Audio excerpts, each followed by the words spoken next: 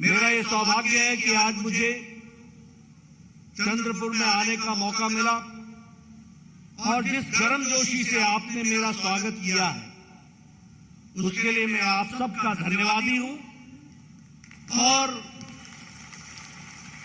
आप सबके सहयोग से भारतीय जनता पार्टी आगे बढ़े इस कामना को लेकर के चंद्रपुर में भी भारतीय जनता पार्टी का परचम सदा लहराए, इस कामना के साथ मैं अपनी बात की शुरुआत करता हूं। मैं यहां जब आया हूं तो मैं महाकाली को याद न करूं तो शायद मेरा आना सार्थक नहीं होगा। इसलिए सबसे पहले तो मैं महाकाली को वंदन करता हुआ, नमन करता हुआ अपनी बात को प्रारंभ करता हूं। साथ ही साथ वीर बाबूराव शेरनाकी जी को याद करना यह भी मेरी जिम्मेवारी बनती है, जिन्होंने इस देश के लिए अपने आप को आहूत किया। ऐसे वीर पुरुष को भी याद करना मेरी जिम्मेवारी बनती है। मित्रों, मुझसे पूर्व वक्ताओं ने बहुत सी बातें आपके सामने रखी है और उन्होंने बड़े विस्तृत रूप में चंद्रपुर के इतिहास के बारे में, चंद्रपुर के योगदान के बारे में ये सारी बातें आपके सामने रखी हैं। मैं जब आज आपके बीच में आया हूं तो कुछ बातों की तरफ आपका ध्यान आकृष्ट करना चाहता हूं। सबसे पहली बात तो यह है कि हम सब लोगों को यह ध्यान में रखना चाहिए कि जब विश्व मुसीबत के दौर से गुजर रहा है, जब विश्व हर तरीके के आघात के बीच से गुजर रहा है और हर देश अपने आप को संकट में पा रहा है, तो हम सौभाग्यशाली हैं कि भारत जैसे देश, 130-135 करोड़ का देश, इसका नेतृत्व हमारे आदरणीय प्रधानमंत्री श्री नरेंद्र मोदी जी कर रहे हैं, जो देश को विपरीत परिस्थिति में भी आगे ले जाने में कोई कसर नहीं छोड़ रहे हैं। इसको हमको समझना चाहिए। और फिर मैं यहां यह भी कहना चाहूंगा, सिर्फ कहने के लिए मैं नहीं कह रहा हूं, जिस देश ने हमको 200 साल तक राज किया, ब्रिटेन, आज इस मंदी के जमाने में भी भारत ब्रिटेन को प्रसार करके दुनिया की 5वीं नंबर की अर्थव्यवस्था बनकर के खड़ा हो गया। आज जब अमेरिका इन्फ्लेशन से लड़ रहा है, रशिया इन्फ्लेशन से लड़ रहा है, वहां भारत अपने इन्फ्लेशन को स्टेबिलिटी के साथ देश की अर्थव्यवस्था को मजबूत नींव पर रखने का काम कर रहा है। अगर आज मैं बात करूं तो सिर्फ इतना ही नहीं है, आज हम स्टील में दुनिया के दूसरे नंबर के मैन्युफैक्चरर हो गए। 8 सालों के अंदर जो देश 52% मोबाइल बाहर से लाता था, आज यह देश 97% मोबाइल भारत में बना रहा है और दुनिया को सप्लाई कर रहा है। केमिकल में हम सबसे बड़े एक्सपोर्टर, फार्मास्यूटिकल्स में हम सबसे बड़े एक्सपोर्टर, स्टील में हम सबसे बड़े एक्सपोर्टर। इसलिए आज अर्थव्यवस्था की दृष्टि से देखा जाए तो जब दुनिया की अर्थव्यवस्थाएं लड़खड़ा रही हैं, वहां हम आदरणीय मोदी जी के नेतृत्व में एक मजबूत अर्थव्यवस्था के साथ आगे बढ़ने का काम कर रहे हैं। इसको भी हमको समझ लेना चाहिए। मैं यहां यह भी कहना चाहूंगा कि आज हम सब भाग्यशाली हैं। मैं यहां देख रहा हूं आप सब लोग बड़े नजदीक बैठे हैं, किसी ने मास्क नहीं लगाया है और सब बड़े आराम से बैठे हैं। अमेरिका में अभी तक टीकाकरण पूरा नहीं हुआ है, यूरोप ने अभी तक टीकाकरण पूरा नहीं किया है, चीन की हालत आप लोगों ने टेलीविजन में देख ली है। वहीं मोदी जी के नेतृत्व में भारत 220 करोड़ टीकाकरण डबल डोज और बूस्टर के साथ सुरक्षा कवच पहन करके हमारे सामने ये तस्वीर दिखती है।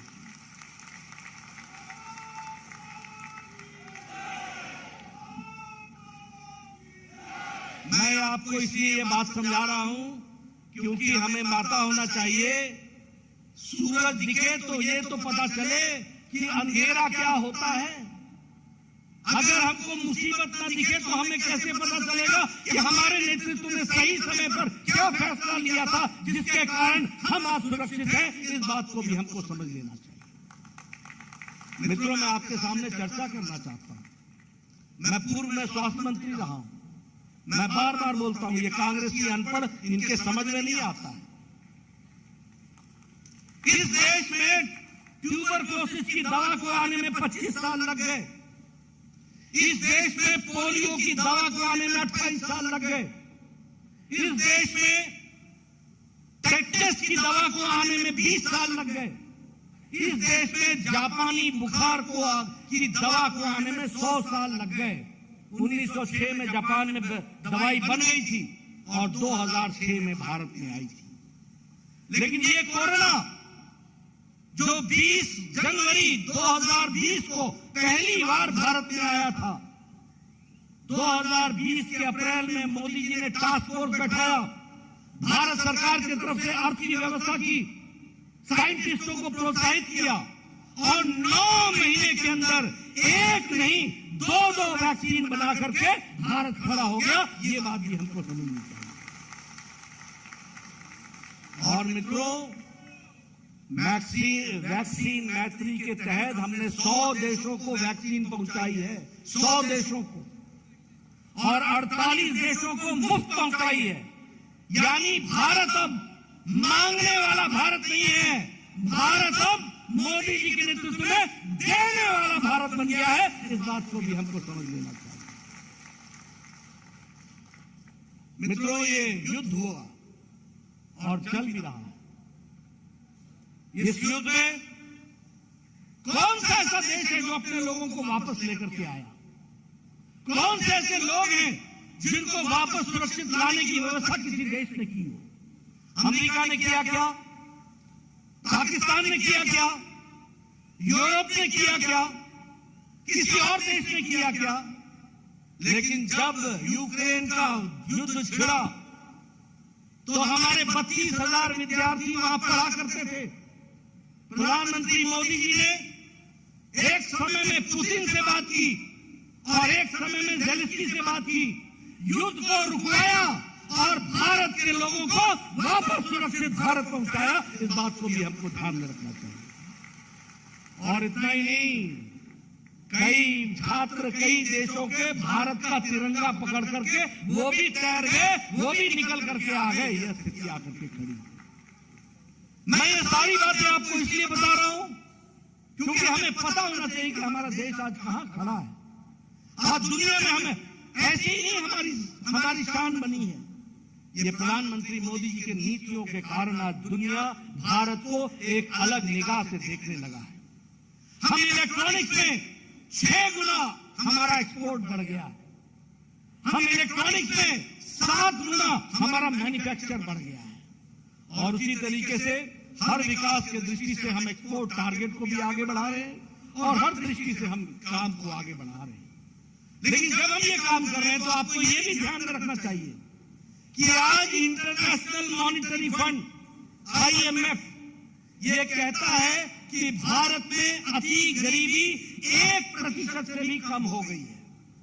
और इसका कारण ये है कि प्रधानमंत्री जी ने प्रधानमंत्री गरीब कल्याण अन्न योजना में 80 करोड़ की जनता को प्रति व्यक्ति 5 किलो गेहूं, 5 किलो चावल, 1 किलो दाल की व्यवस्था की है। इस कारण से हम अति गरीबी से नीचे आ गए और हमारी अति गरीबी 1% से नीचे आ गई। उसी तरीके से अगर हम बात करें जल जीवन मिशन में, कभी सोचा था कि हमको घर में नल के माध्यम से पानी पीने को मिलेगा? कभी कल्पना की थी? लेकिन आज हम कह सकते हैं कि 7 करोड़ 30 लाख घरों में और आपके चंद्रपुर में 1,40,000 घरों में हर हर घर नल, हर घर जल का टैप कनेक्शन लगा दिया गया है। इस बात को भी हमको ध्यान में रखना चाहिए। मैं यहाँ ये भी आपको बताना चाहूंगा, हमारे प्रधानमंत्री जी ने लाल किले के प्राचीर से स्वच्छता की बात की थी। उस समय हमारे ये कांग्रेसी भाई ने एक तरीके से मजाक उड़ाया था, कहा था प्रधानमंत्री लाल किले के प्राचीर से शौचालय की बात करता है, ये कैसा प्रधानमंत्री है। ये इसलिए उन्होंने कहा था क्योंकि वह जिन घरानों से आते हैं उनको भारत की पीड़ा का पता नहीं था। भारत की पीड़ा का पता था तो प्रधानमंत्री मोदी जी को पता था। और आज आपको जानकर खुशी होगी कि 12 करोड़ परिवारों को शौचालय दिया गया। ये शौचालय नहीं है मित्रों, ये 12 करोड़ की जनता को इज्जत देने का काम किया, महिलाओं को इज्जत देने का काम किया तो आदरणीय नरेंद्र मोदी जी ने किया। क्या देश था। 70 साल की आजादी हो गई, 12 करोड़ बहनें अपने दैनिक नित्य क्रम के लिए खेतों में जाया करती थी। ये देश की तस्वीर थी। अगर 12 करोड़ बहनों को इज्जत दिया गया तो वह भी प्रधानमंत्री जी के द्वारा दिया गया, ये भी हमको ध्यान में रखना चाहिए। उज्ज्वला योजना, उजाला योजना, सौभाग्य योजना, ये सारी योजनाएं ये महिलाओं को सशक्तिकरण करती है। मुझे नहीं मालूम ये ट्राइबल एरिया है, लेकिन सुधीर जी, हंसराज जी, मैं गांव से आता हूं, मैं पहाड़ों से आता हूं। हमारे इलाके में महिलाएं सवेरे 4 बजे उठती थी, 5 बजे वो जाया करती थी अपने दैनिक नित्यक्रम करने के बाद जंगलों में लकड़ी काटा करती थी। लकड़ी काट करके बोझा सर पर डाल करके घर आया करती थी और तब जाकर के 6 बजे 7 बजे घर का चूल्हा जलता था और वह बच्चों को रोटी पका करके स्कूल जाने की व्यवस्था भेजती थी। आज 11 करोड़ बहनों के लिए उज्ज्वला के माध्यम से गैस का कनेक्शन दे दिया गया है। अब हमारी बहनें टच से लाइटर जलाती हैं, 5 मिनट में चाय, आधे घंटे में भोजन करा करके अपने परिवार को आगे बढ़ाती हैं। ये छोटी घटना नहीं है। मैं आप राजनीतिक कार्यकर्ता हैं, आपको मैं बताना चाहता हूं किस तरीके से आम महिलाओं को ताकत मिली है। इस बात को भी हमको समझना चाहिए। आप बताइए, प्रधानमंत्री किसान सम्मान निधि में हर चौथे महीने 11 करोड़ 74 लाख किसानों को 2-2 हजार रुपए मिल रहे हैं कि नहीं मिल रहे हैं? उनको ताकत मिल रही है कि नहीं मिल रही है? और सबसे बड़ी बात यह है कि एक प्रधानमंत्री बोलता था कि मैं 1 रुपया भेजता हूं तो 85 पैसे घर में बीच में खर्च हो जाते हैं, 15 पैसा ही जाता है। पता नहीं कौन सा हाथ था जिसमें फंस जाता था, कहां फंस जाता था। आज हमारे प्रधानमंत्री जी दिल्ली में एक बटन दबाते हैं और 11 करोड़ 74 लाख परिवारों को 2000 रुपए उनके खाते में 15 सेकंड के अंदर पहुंच जाता है। 15 सेकंड के अंदर। यह है डिजिटल इंडिया, यह है डिजिटल बढ़ता हुआ भारत। प्रधानमंत्री फसल बीमा योजना हो, किसान मानधन योजना हो, कोई भी योजना हो, सारी योजनाएं जो चलाई गई हैं वह देश को और किसान भाइयों को ताकत देने के लिए चलाई गई हैं। ये हमको समझना चाहिए। मैं यहाँ ये भी कहना चाहूंगा, आयुष्मान भारत जिसकी चर्चा भी सुधीर जी ने की, मित्रों ये दुनिया इससे टकरा जाती है। 10 करोड़ 74 लाख परिवार, 50 करोड़ लोग, यानी भारत की 40% की आबादी को मोदी जी ने 5 लाख रुपए गंभीर बीमारी से लड़ने के लिए हर साल सालाना 5 लाख रुपए देने की व्यवस्था की है। ये दुनिया का सबसे बड़ा हेल्थ कवरेज है। दुनिया का कोई मुकाबला नहीं कर सकता। 50 करोड़ का मतलब मालूम है? सारी अमेरिका की आबादी, सारी कनाडा की आबादी, सारी मेक्सिको की आबादी और आधी यूरोप की आबादी मिला लो तो भारत का आयुष्मान भारत बनता है। इस बात को समझ लेना चाहिए। ये ताकत और उनको ये व्यवस्था करके देना, यह भी हमको ध्यान में रखना चाहिए। मैं यहाँ आपके साथ बहुत सी बातें कर रहा हूं, आप कहोगे मेरे महाराष्ट्र की बात करो। मैं आपको कहना चाहूंगा, अभी पिछले महीने की 12 तारीख को प्रधानमंत्री मोदी जी आए थे, 11 तारीख को, और उन्होंने यहां पर 75,000 करोड़ रुपए के प्रोजेक्ट का शिलान्यास किया। 75,000 करोड़। यह है महाराष्ट्र, बदलता महाराष्ट्र। उसी तरीके से नेशनल रेल प्रोजेक्ट में 1500 करोड़ रुपए का प्रोजेक्ट दिया। उसी तरीके से national institute of one health, इसमें 110 करोड़ रुपए का प्रोजेक्ट दिया। नाग रिवर के लिए पोल्यूशन अबेटमेंट के लिए 1925 करोड़ रुपए का प्रोजेक्ट दिया। और उसी तरीके से वंदे भारत नागपुर से बिलासपुर चलाई गई।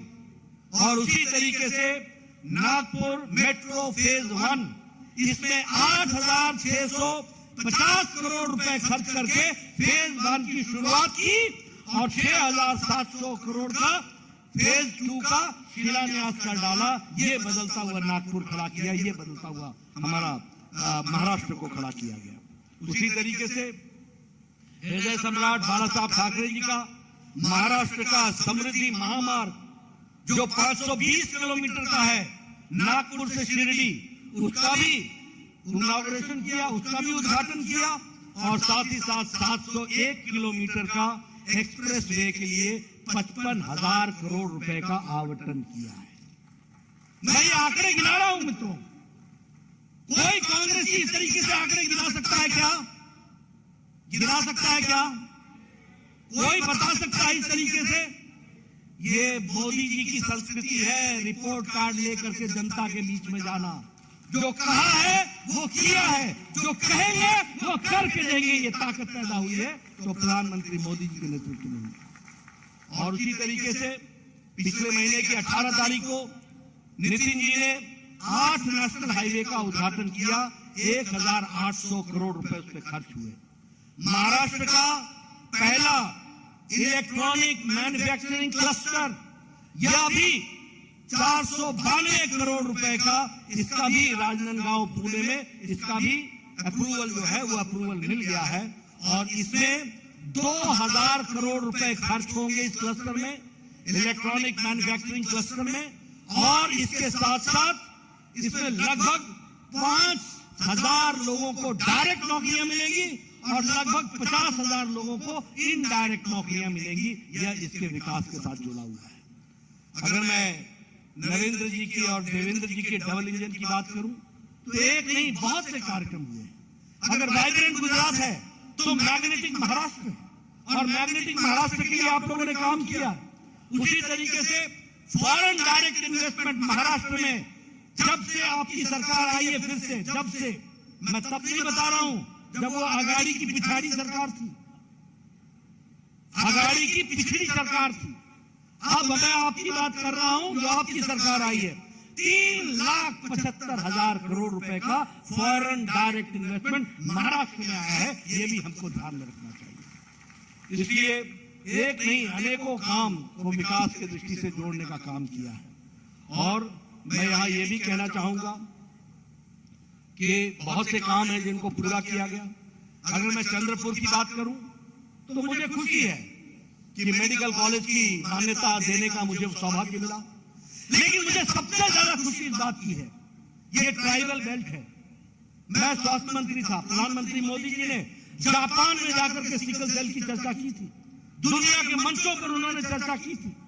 आज मुझे खुशी है कि उसका रिसर्च सेंटर और सैटेलाइट सेंटर भी अगर बना है तो चंद्रपुर में बना है, और उसके लिए भी काम हो रहा है। वो भी हमको ध्यान में रखना चाहिए। उसी तरीके से 2,000 करोड़ रुपए का लगभग इन्वेस्टमेंट चंद्रपुर के डिस्ट्रिक्ट में हो रहा है। प्रधानमंत्री ग्राम सड़क योजना में 35 सड़कें बन रही हैं और 223 किलोमीटर में 170 करोड़ रुपए का खर्च जो है वो अभी तय हुआ है। मित्रों, मैंने आपके सामने एक तरीके से विकास की कहानी आपके सामने रखी है, आपको बताने का प्रयास किया है। देश, प्रदेश, चंद्रपुर, हर जगह अगर विकास की कोई कहानी लिखी गई है तो वो कमल के निशान के साथ और भारतीय जनता पार्टी के साथ लिखी गई है। इस इलाके की उपेक्षा की थी कांग्रेस के लोगों ने। विदर्भ इलाका उपेक्षित था, कोई काम नहीं होता था, कोई विकास नहीं होता था। आज मैं नेशनल हाईवे की बात कर रहा हूं, आज मैं मेडिकल कॉलेज की बात कर रहा हूं। कभी आपने सोचा था कि नागपुर में all India institute of medical sciences आएगा? कभी कल्पना की थी?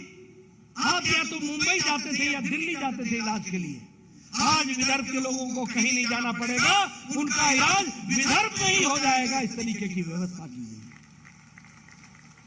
इससे विकास की दृष्टि से जो काम भारतीय जनता पार्टी ने किया वो उसका कोई मुकाबला नहीं है। आप छाती ठोक करके जनता के बीच में जा सकते हैं और कह सकते हैं कि विकास का दूसरा नाम भारतीय जनता पार्टी है और विकास पुरुष का नाम नरेंद्र मोदी है। ये आप डंके की चोट पर कह सकते हैं।